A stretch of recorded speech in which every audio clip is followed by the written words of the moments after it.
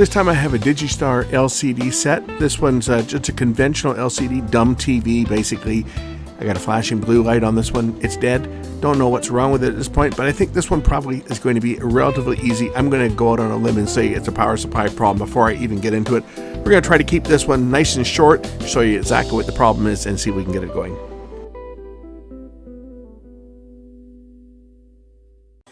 Here's our layout. We have a power supply here. We have our analog tuner and analog input and tuner board, it looks like. We have a digital board here. And here's the low voltage differential signaling board, or LVDS board, which connects to our timing controller up here, which drives the display. And we have our lamp ballast over here. We have another set of lamp drivers over here. We have 4 lamp drivers on this and 4 lamp drivers on here. So before I go anywhere else, let's just see what happens when I press the power button. I can see a blue power light down at the bottom here when I press the power button. Okay, I get a couple quick flashes. So it looks like it's flashing out an error code of some type. So we'll just unplug the 2 lamp driver cords, interconnects, and we'll just try powering this setup again and see whether we get anything powering up now without the lamps. I get the same exact flashes on the power light. So let's get into this power supply. I have a feeling that we're going to have caps that are blown on here. I guarantee you that these 3 are going to be bad. Just looking at them, looks like they're kind of a bit bulgy a bit. So let's get into this thing and just start checking some ESR. It may be as simple as just having some capacitors on the power supply blown. And that's what my hope is, that we can get this thing going. First things first, I'm going to remove this power supply, get the power supply up on the bench, and then we'll start troubleshooting it. You can probably see, look a little bit bulged, just the way the light reflects off them. I'm pretty sure these ones are going to be gone. I think there's probably another one over here that's also, there's another one over here I think that also probably is suspect. But we'll find out when we put the ESR meter on them. There's 3 of them connected in parallel. We'll zero out the meter. Meter's zeroed. I'm just going to measure them without even taking them out of the circuit. These are 2200, so they're going to be really low. If they're good, they'll be like, should be between 0.12 and 0.23. And that's per capacitor, and we've got 3 of them here in parallel. 1.1 ohms.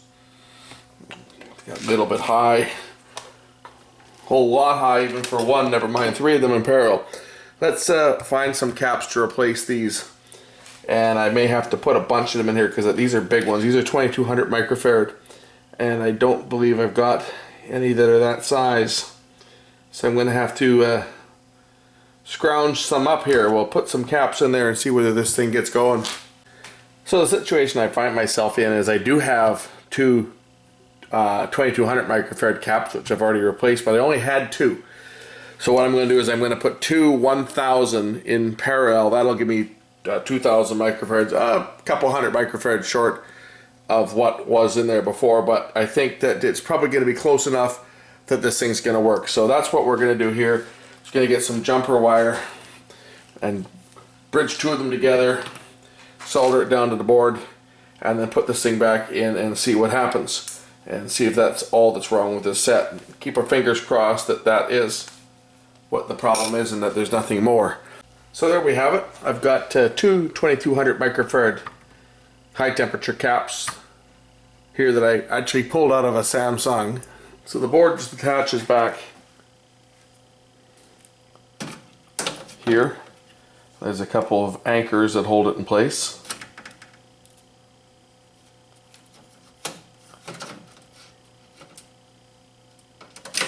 Oops. Hate it when that happens.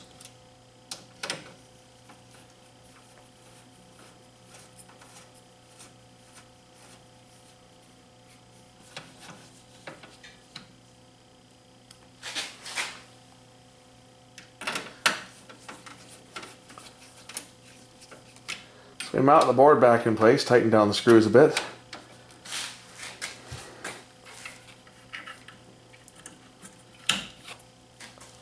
Put the plugs all back in.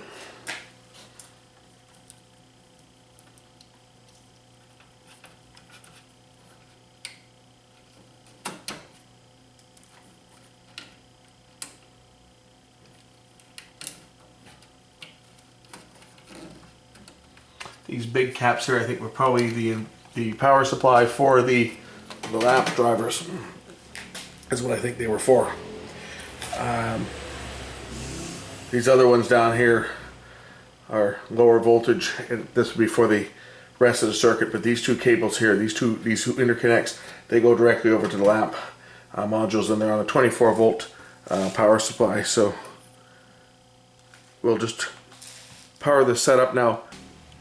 I do believe that the lamps are running.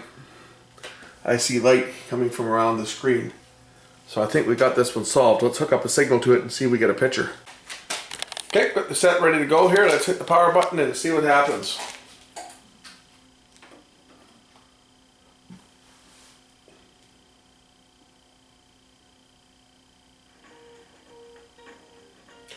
I would say that the problem is repaired. And there we go. Another TV that suffered the fate of bad caps. You probably wonder what this thing here is. This is actually the switch assembly.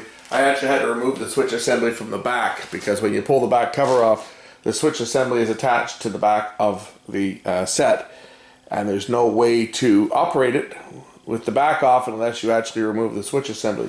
Anyway, just doing an evaluation of the picture here. It doesn't look to be too bad. Sometimes LCD TVs they get the black bands growing up from the bottom. Usually it's caused by convection from the lamps, air rising, and you get contaminated dirty air in there. Usually that happens in people's houses where they smoke or they have a wood burning fireplace. That causes some of these problems. Anyway, hope you enjoy some of my pictures here. These are photos that I took over the last 10 years or so when I've been on my vacations and road trips, and I just take a camera with me everywhere I go, and I've really put together a nice telephoto lens on that one. Good shot of the moon.